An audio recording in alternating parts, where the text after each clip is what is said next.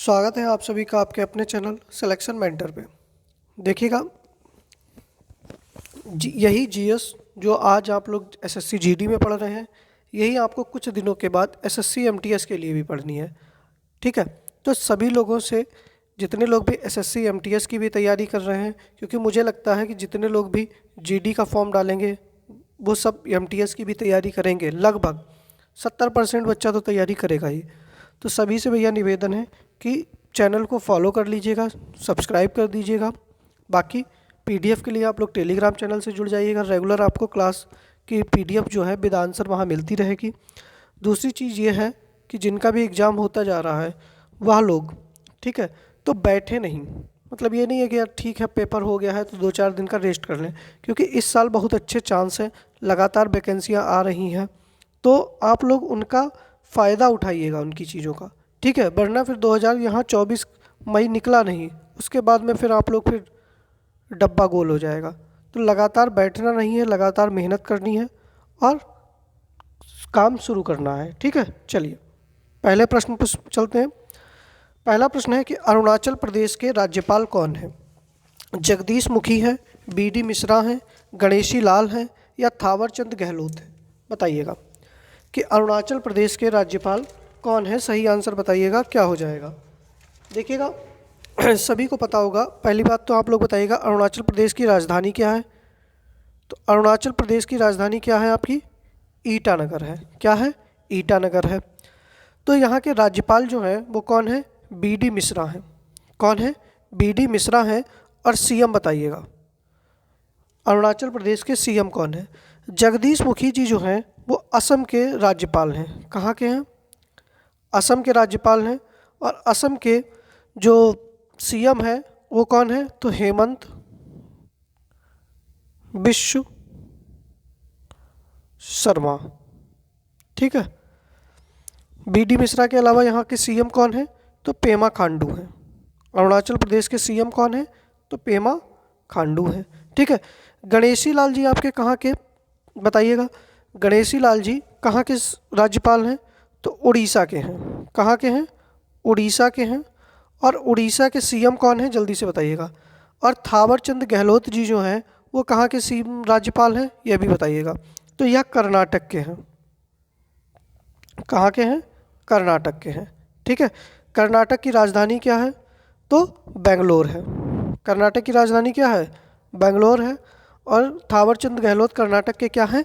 राज्यपाल हैं। हाँ, उड़ीसा के सीएम कौन है? तो नवीन पटनायक हैं। और कर्नाटक के बताइएगा जल्दी से। नवीन पटनायक है। और कर्नाटक के सीएम कौन है? तो बसवराज बोम्मई। ठीक है, यह यहाँ के सीएम है, याद रखिएगा आप लोग। ठीक है, पहले प्रश्न का सही आंसर क्या हो जाएगा? तो बी आंसर आप लोगों का सही हो जाएगा। ठीक है, चलिए आगे बढ़ते हैं। अगला प्रश्न है कि राज्यसभा चुनाव 2022 में उत्तराखंड से किसे राज्यसभा भेजा गया? देखिएगा अभी हाल ही में चुनाव हुए थे राज्यसभा के, ठीक है, जिसमें उत्तराखंड से 1 सीट थी, यूपी से 11 सीटें थी। हालांकि देखिएगा सबसे ज़्यादा सर्वाधिक सीटें राज्यसभा की कहाँ पर हैं? तो उत्तर प्रदेश की हैं। कहाँ की हैं? उत्तर प्रदेश की। कहाँ कितनी सीटें हैं? 31। ठीक है, तो 31 में से 11 सीटें अभी कहाँ भरी गई हैं? तो यूपी से भरी गई हैं। 3 सीटें जो हैं वो उत्तराखंड के लिए हैं, जिनमें से 1 सीट खाली हुई थी, तो 1 सीट पर किसी को भेजा गया था। ठीक है, मतलब कोई चुनकर वहाँ पहुँचा है। तो बताइएगा कि उत्तराखंड के लिए किसको भेजा गया है? सारे लोग जितने लोग भी लिखे हैं ये राज्यसभा सांसद हैं और अभी 2022 के जो राज्यसभा चुनाव हुए हैं उनमें यह भाग लिए हैं। देखिएगा जो आदित्य साहू जी हैं यह कहाँ से बने हैं? तो यह झारखंड से। कहाँ से? झारखंड से राज्यसभा के सांसद बने हैं। लक्ष्मीकांत वाजपेयी जी उत्तर प्रदेश से बने हैं। और शंभू सरेन पटेल जी जो हैं वह बिहार से बनकर गए हैं। और कल्पना सैनी जी जो हैं वह उत्तराखंड से बनी है। तो सही आंसर क्या हो जाएगा आप लोगों का? डी ऑप्शन आप लोगों का सही हो जाएगा। ठीक है, चलिए आगे बढ़ते हैं अगले प्रश्न पर। अगला प्रश्न है कि निम्नलिखित में कौन सा अंग पेसमेकर से संबंधित है? बताइएगा कि पेसमेकर जो है वह किस अंग में लगाया जाता है? यकृत, मस्तिष्क, हृदय या फेफड़ा? बताइएगा सही आंसर आप लोगों का क्या हो जाएगा। तो पेस मेकर जो है वह शरीर के किस अंग से संबंधित है? तो हृदय से संबंधित है। किससे? हृदय से संबंधित है। ठीक है। अच्छा, हृदय में कौन सी आवाज़ होती है? तो लब डब। ठीक है, यही तो आवाज़ होती है, लब डब। ठीक है, यही आवाज़ चलती रहती है। मतलब ये जब धड़कनें होती है ना, तो धड़कनों के बीच में जो आराम करता है, आपसे पूछेगा कि हृदय कब आराम करता है। ठीक है, तो हृदय दो धड़कनों के बीच में जो समय मिलता है उसमें आराम करता है, और वह आराम यही लब डब के मध्य में जो उसको समय मिलता है, इसी में वह क्या करता है? आराम करता है। ठीक है, चलिए इस प्रश्न का सही आंसर क्या हो जाएगा? तो सी ऑप्शन सही हो जाएगा। आगे बढ़ते हैं। अगला प्रश्न है कि स्तनपान के दौरान किस हार्मोन के कारण स्तन से दूध निकलता है? एस्ट्रोजन, प्रोजेस्टेरॉन, प्रोलैक्टिन या ऑक्सीटोसिन? बताइएगा सही आंसर जल्दी से बताइएगा क्या हो जाएगा। कि स्तनपान के दौरान किस हार्मोन के कारण स्तन से दूध निकलता है? सही आंसर आप लोगों का क्या होना चाहिए? जल्दी से बताइएगा। तो सही आंसर क्या हो जाएगा आप लोगों का? प्रोलैक्टिन हो जाएगा। किसके कारण निकलता है? तो प्रोलैक्टिन के कारण जो होता है वो दूध निकलता है। अच्छा, जब महिला जो होती है, ठीक है, जब गर्भावस्था होती है तब उसके प्रसव के दौरान कौन सा हार्मोन स्रावित होता है? तो ऑक्सीटोसिन होता है। कौन सा? ऑक्सीटोसिन होता है। एस्ट्रोजन और प्रोजेस्टेरॉन ये कैसे हार्मोन है? जल्दी से आप लोग थोड़ा बता दीजिएगा, जिसको पता हो कमेंट बॉक्स में बताइएगा। चलिए आगे बढ़ते हैं अगले प्रश्न पर। अगला प्रश्न है कि निम्नलिखित में किसकी पहचान बिडाल परीक्षण से की जा सकती है? एड्स, कैंसर, टाइफाइड या यक्ष्मा? बताइएगा कि किसकी पहचान जो है, मतलब किस रोग की पहचान के लिए बिडाल परीक्षण होता है? जल्दी से बताइएगा। एड्स, कैंसर, टाइफाइड या यक्ष्मा? यक्ष्मा मतलब क्या? टीबी। ठीक है, ट्यूबुलर क्लोसिस। तो सही आंसर हो जाएगा आप लोगों का टाइफाइड। किसके लिए? टाइफाइड के लिए किसका होता है? तो बिडाल परीक्षण होता है। ठीक है, यक्ष्मा या टीबी के लिए होता है मेंटॉक्स। कौन सा परीक्षण होता है? तो मेंटॉक्स परीक्षण होता है। ठीक है, कैंसर के लिए क्या होती है? बायोप्सी होती है। क्या होती है? बायोप्सी होती है। ठीक है, और एड्स के लिए क्या होता है? तो एलिसा टेस्ट होता है। कौन सा टेस्ट होता है? एलिसा टेस्ट होता है। ठीक है, याद रखिएगा। अब आप लोगों में से किसी को भी पता हो कि भारत ने कब तक टीबी मुक्त होने का लक्ष्य रखा है? बताइएगा। देश टीबी मुक्त से कब तक लक्ष्य रखा है? टीबी हारेगा देश जीतेगा। बताइएगा कौन से वर्ष तक रखा है? जल्दी से बताइएगा। ठीक है, चलिए आगे बढ़ते हैं अगले प्रश्न पे। कल मैंने आप लोगों को बताया था कि ल्यूकीमिया जो कि कैंसर का ही एक कारक है, ठीक है, तो उसके लिए हम लोग किसका यूज करते हैं? तो मैंने आप लोगों को बताया था फास्फोरस 32। किसका? फास्फोरस 32 का प्रयोग करते हैं। ठीक है, चलिए आगे बढ़ते हैं। अगला प्रश्न है कि भारत का सुदूर पूर्वी बिंदु है बोखा, किबुतु, गुहार मोती या दौलचारा? बताइएगा सही आंसर आप लोगों का क्या हो जाएगा। तो देखिएगा, आपसे प्रश्न पूछा है कि भारत का सुदूर सबसे पूर्वी बिंदु क्या है? तो देखिएगा ये क्या हो जाएगा? पूर्व, ये पश्चिम, ये उत्तर और ये दक्षिण। तो देखिएगा पूर्व में सबसे ज़्यादा कहाँ है? तो किबुतु है। सबसे पूर्वी बिंदु कौन सा है? किबुतु है। और कहाँ पर है? तो अरुणाचल प्रदेश में। कहाँ पर है? अरुणाचल प्रदेश में। पश्चिमी बिंदु कौन सा है? तो गुहार मोती है, या इसी को हम लोग क्या कहते हैं? गौरे माता कहते हैं। इसी को हम लोग सरक्रीक भी कहते हैं।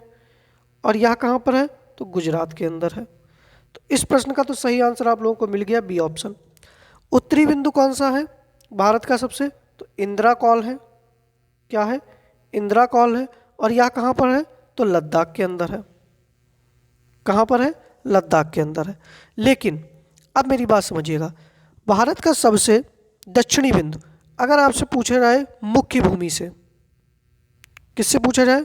मुख्य भूमि से, तो मुख्य भूमि से तो हो जाता है कन्याकुमारी। क्या हो जाता है? कन्याकुमारी। कुमारी, और ये कहाँ पर है? तो तमिलनाडु में।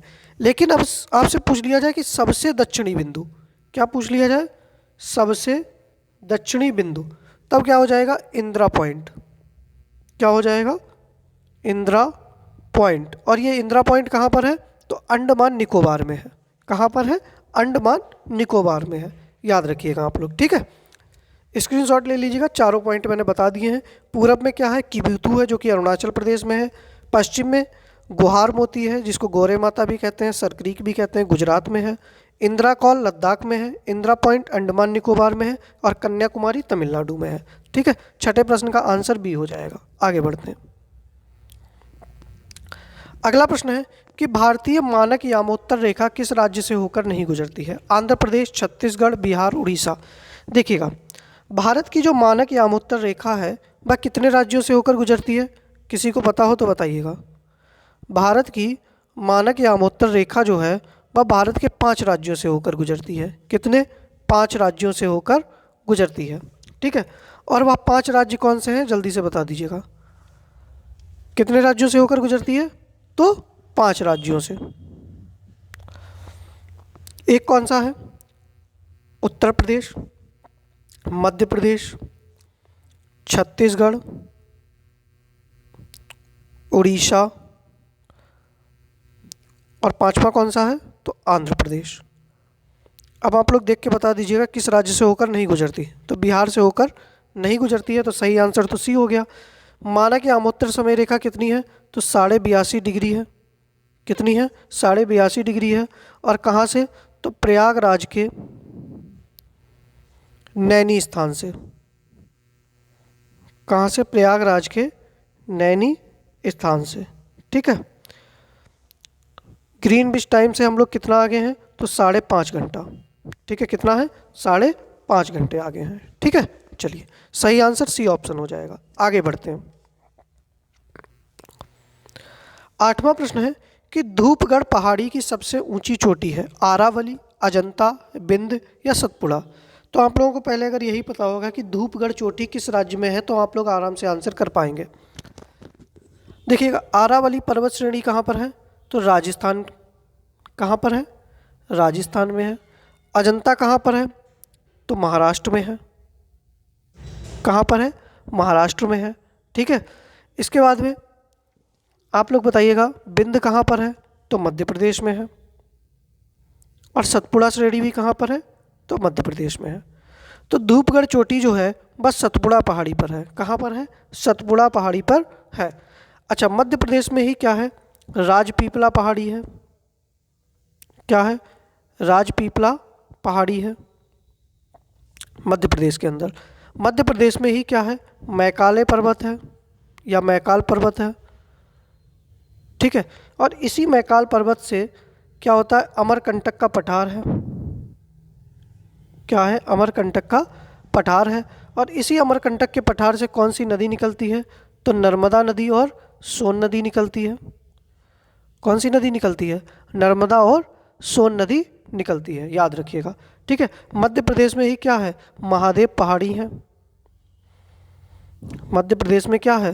तो महादेव पहाड़ी भी है, याद रखिएगा आप लोग, ठीक है। तो सही आंसर 8वें प्रश्न का क्या हो जाएगा आप लोगों का? तो डी ऑप्शन आप लोगों का बिल्कुल सही हो जाएगा, ठीक है। चलिए आगे बढ़ते हैं अगले प्रश्न पर। देखिएगा, क्लास पसंद आ रही है तो भैया क्लास को शेयर कर दीजिएगा। जितने लोग भी वीडियो देख रहे हैं सबसे निवेदन है कि क्लास को एक बार शेयर कर दीजिएगा। और जिन लोगों ने वीडियो को लाइक नहीं किया है तो भैया लाइक भी कर दीजिएगा। सभी लोग वीडियो को लाइक कर दीजिएगा। आगे बढ़ते हैं। अगला प्रश्न है कि Modi government new surge of communalism पुस्तक के लेखक कौन है? एमजे अकबर, सीताराम येचुरी, प्रणब मुखर्जी, जसवंत सिंह। बताइएगा।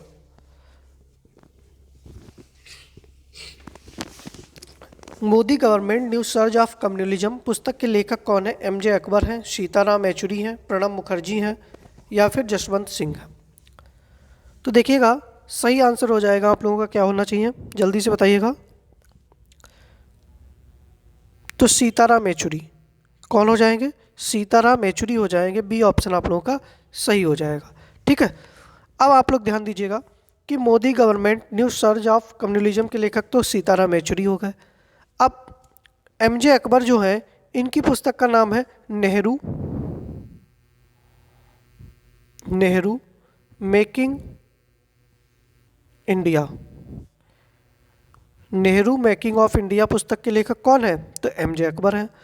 प्रणब मुखर्जी जी, ये हमारे पूर्व राष्ट्रपति रहे हैं, तो इन्होंने एक बुक लिखी है जिसका नाम है द प्रेसिडेंटल ईयर्स।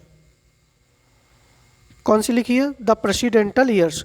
और जसवंत सिंह जी जो है, इन्होंने पुस्तक लिखी है डिफेंडिंग इंडिया।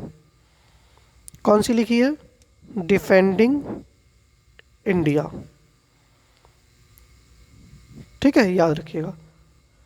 सही आंसर क्या हो जाएगा? तो बी ऑप्शन आप लोगों का सही हो जाएगा। आगे बढ़ते हैं, स्क्रीनशॉट ले लीजिएगा, प्रश्न सही था।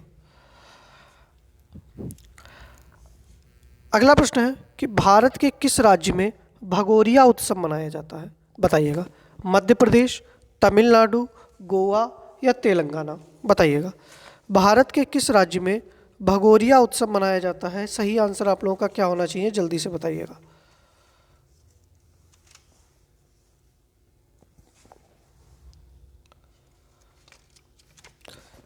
तो कहाँ मनाया जाता है? मध्य प्रदेश के अंदर।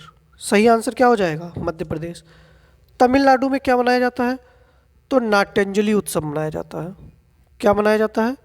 नाट्यांजलि उत्सव मनाया जाता है। ठीक है। गोवा में क्या मनाया जाता है? तो सिग्मो मनाया जाता है। क्या मनाया जाता है? सिग्मो उत्सव मनाया जाता है। यहीं पर क्या मनाया जाता है? अंगूर उत्सव मनाया जाता है। क्या मनाया जाता है भैया?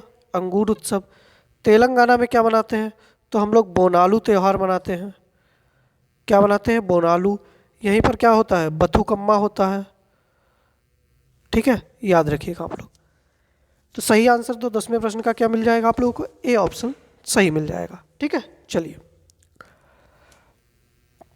अगला प्रश्न है कि गोपीनाथ मंदिर कहाँ स्थित है? तमिलनाडु, राजस्थान, आंध्र प्रदेश या मणिपुर? बताइएगा, जल्दी से बताइएगा। सही आंसर आप लोगों का क्या हो जाएगा? तो देखिएगा, तमिलनाडु में कौन सा मंदिर स्थित है? तो बृहदेश्वर मंदिर है तंजौर का। तंजौर में बृहदेश्वर मंदिर है। राजस्थान में कौन सा मंदिर है? तो ब्रह्मा जी का क्या है? पुष्कर ब्रह्मा जी का मंदिर है। यहीं पर दिलवाड़ा का जैन मंदिर है। दिलवाड़ा का जैन मंदिर है। राजस्थान में ही आप लोगों का क्या है? सास बहू मंदिर है।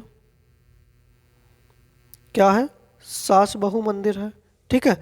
आंध्र प्रदेश के अंदर कौन सा मंदिर है? तो वेंकटेश्वर मंदिर है। क्या कहते हैं जिसको? तिरुपति बालाजी मंदिर। ठीक है। और मणिपुर के अंदर कौन सा मंदिर है? तो गोपीनाथ मंदिर है। सही आंसर क्या हो जाएगा?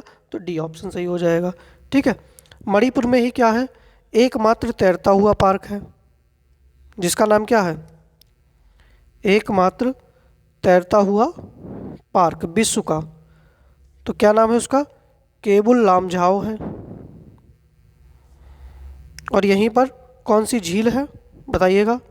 तो लोकटक झील है। मणिपुर के अंदर कौन सी झील है? तो लोकटक झील है। तो सही आंसर आप लोगों का क्या होना चाहिए? तो डी ऑप्शन सही होना चाहिए। आगे बढ़ते हैं। अगला प्रश्न है कि भारतीय संविधान के किस अनुच्छेद में कहा गया है कि भारत का एक राष्ट्रपति होगा? बताइएगा। कई बार पढ़ाए हैं ये प्रश्न तो। अनुच्छेद 58, 54, 55 या 52। बाकी चीज़ें मैं नहीं बताऊंगा इसमें। ठीक है। तो इस प्रश्न का सही आंसर हो जाएगा अनुच्छेद 52। अब आप लोग बता दीजिएगा अनुच्छेद 58 में क्या है, 54 में क्या है, 55 में क्या है। बहुत बार पढ़ा है ये प्रश्न, तो आप लोगों को रटा होना चाहिए, इतनी बार पढ़ा है। ठीक है, चलिए सही आंसर डी हो जाएगा। अगला प्रश्न है कि कांग्रेस की पहली महिला अध्यक्ष कौन थी? बताइएगा। नलिनी सेन गुप्ता, सरोजनी नायडू, एनी बेसेंट या सुचेता कृपलानी? बताइएगा सही आंसर आप लोगों का क्या होना चाहिए कि कांग्रेस की पहली महिला अध्यक्ष कौन थी? अब और ये भी बताइएगा कि उन्होंने किस अधिवेशन की अध्यक्षता की थी, कब बनी थी, किस अधिवेशन की अध्यक्षता की थी, ये भी बताइएगा।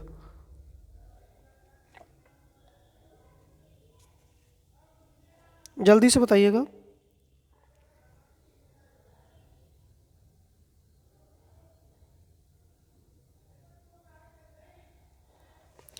तो सही आंसर आप लोगों का क्या हो जाएगा?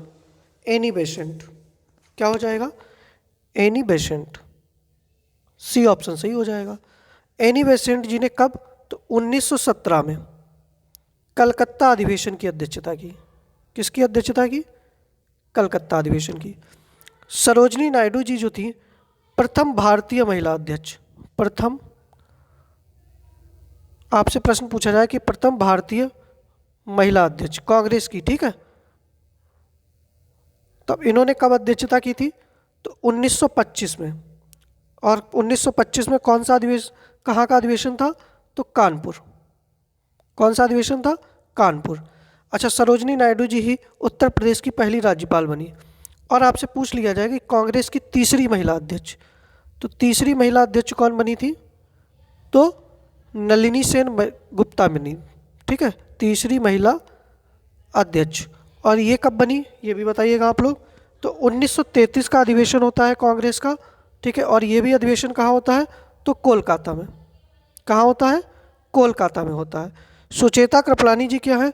तो उत्तर प्रदेश की पहली महिला मुख्यमंत्री, ठीक है, या किसी भी राज्य की पहली महिला मुख्यमंत्री कौन बनी थी? तो सुचेता कृपलानी बनी थी, ठीक है। 13वें प्रश्न का सही आंसर क्या हो जाएगा आप लोगों का? तो सी ऑप्शन हो जाएगा, ठीक है।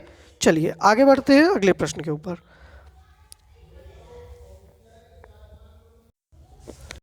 चलिए अगला प्रश्न है कि भारतीय डेटा सुरक्षा परिषद के नए सीईओ के रूप में किसे नियुक्त किया गया है? विनायक गोडसे, नागेश सिंह, राजीव पहल, सॉरी राजीव पहल नहीं है, ये राजीव बहल है, ठीक है, और प्रणय कुमार वर्मा। तो सही आंसर आप लोगों का क्या होना चाहिए? जल्दी से बताइएगा। भारतीय डेटा सुरक्षा परिषद जो है इसके सीईओ के रूप में किसको नियुक्त किया गया है? तो सही आंसर हो जाएगा विनायक गोडसे। किसको नियुक्त किया गया है? तो विनायक गोडसे जो है इनको नियुक्त किया गया है। नागेश सिंह कौन है? तो थाईलैंड में भारतीय राजदूत हैं ये, अभी इनको थाईलैंड में राजदूत नियुक्त किया गया है, ठीक है। राजीव बहल जी जो हैं वो ICMR, ठीक है, के महानिदेशक हैं, ठीक है। इसके बाद में प्रणय कुमार वर्मा जी जो हैं या बांग्लादेश में, कहाँ पर? बांग्लादेश में भारत के राजदूत हैं, याद रखिएगा, बांग्लादेश में भारत के क्या है? राजदूत हैं, ठीक है।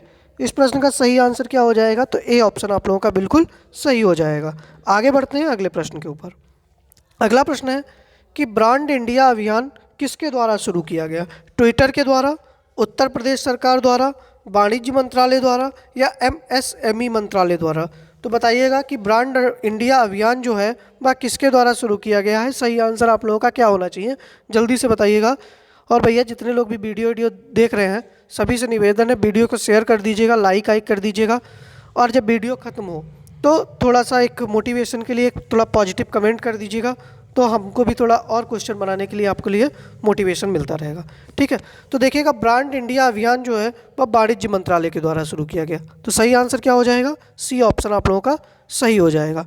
ट्विटर के द्वारा कौन सा अभियान अभी शुरू किया गया था? तो जागरूक वोटर अभियान। कौन सा?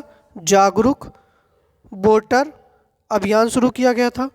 उत्तर प्रदेश सरकार के द्वारा दस्तक अभियान शुरू किया गया, याद रखिएगा, कौन सा? दस्तक अभियान शुरू किया गया।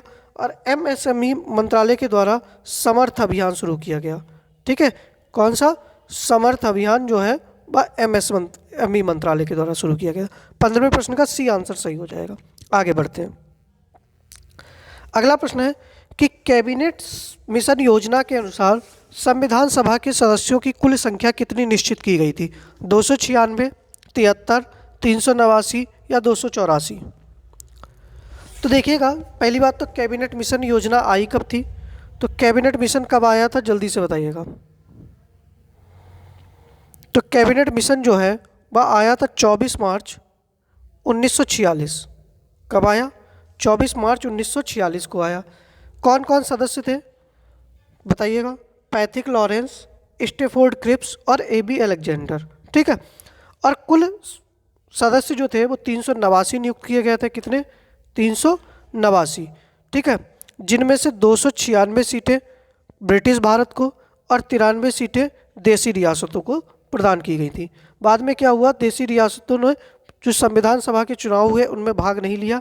296 सीटों में 208 सीटें कांग्रेस को मिली, 73 सीटें जो है मुस्लिम लीग को मिली और 15 सीटें जो है वो किसको मिली? स्वतंत्र सदस्यों को मिलनी थी। ठीक है, फिर क्या हुआ, 2 सितंबर 1946 को क्या हुआ, कांग्रेस के द्वारा अंतरिम सरकार का गठन किया गया था। तो सही आंसर क्या हो जाएगा? तो सी ऑप्शन आप लोगों का सही हो जाएगा। आगे बढ़ते हैं। 17वां प्रश्न है कि गुलबर्गा तूर दाल किस राज्य का जीआई टैग है? असम, गोवा, कर्नाटक या केरल? बताइएगा कि गुलबर्गा तूर दाल जो है वह किस राज्य का जीआई टैग है? तो सही आंसर आप लोगों का क्या होना चाहिए, जल्दी से बताइएगा। तो सही आंसर हो जाएगा कर्नाटक का। किसका है? कर्नाटक का है। असम का क्या है? तो काजी नेमू है। क्या है? काजी नेमू यहाँ का जीआई टैग है। गोवा का खोला मिर्च है और केरल का क्या है? तो तिरुर सुपारी है। याद रखिएगा, जीआई टैग एक बार देख लीजिएगा सारे ध्यान से। आगे बढ़ते हैं। 18वां प्रश्न है कि प्रतिरक्षा विज्ञान का जनक किसे कहा जाता है? Robert Koch, Edward Jenner, G J Mendel या लुई पाश्चर? बताइएगा। प्रतिरक्षा विज्ञान का जनक जो है वह किसको कहा जाता है? सही आंसर आप लोग बताइएगा क्या हो जाएगा। तो देखिएगा, जो जीवाणु विज्ञान है इसका जनक किसको कहा जाता है? जीवाणु विज्ञान का जनक तो रॉबर्ट कोच को कहा जाता है। ठीक है, प्रतिरक्षा विज्ञान का जनक जो है वो एडवर्ड जेनर को कहा जाता है।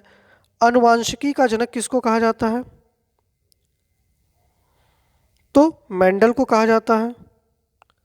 और लुई पाश्चर को क्या कहा जाता है? तो सूक्ष्म जैविकी का जनक कहा जाता है। क्या कहा जाता है? सूक्ष्म जैविकी का जनक कहा जाता है। ठीक है, याद रखिएगा। सही आंसर हो जाएगा बी ऑप्शन। आगे बढ़ते हैं। अगला प्रश्न है कि खाद्य नीति अनुसंधान संस्थान का मुख्यालय कहाँ है? रोम, जिनेवा, वाशिंगटन, लागोस? बताइएगा।